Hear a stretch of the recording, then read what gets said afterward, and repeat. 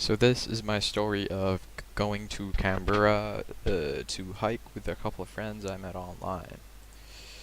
At first, I just went to Sydney to visit, and then I went to Canberra with my friend uh, James to meet up with my other friend Michael, whom lives in Canberra, and over there we planned on doing some outdoorsy stuff, hiking around different places, and that's what this whole thing is about.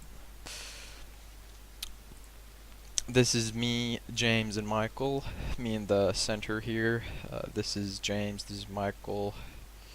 We hadn't actually, all of us hadn't met at this point. Only James and Michael had only met because they live in the same general area of Australia. But this is us together for the very first time. On the first day, we went to Mount Stromlo Observatory. We packed up some food we made at Michael's um, in order to, because we wanted to have energy for a biking trip that we took up there. Um, there were some pretty nice views up there. Um,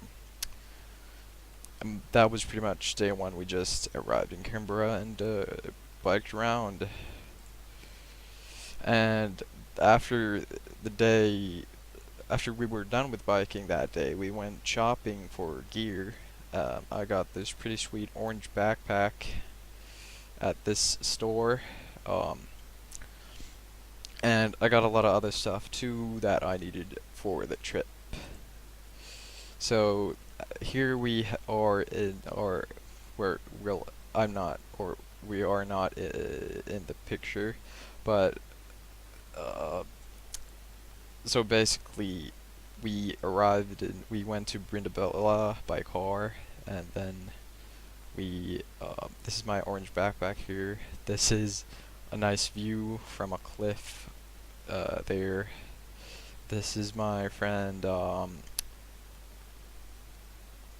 Michael, who got bit by a spider, pretty nasty.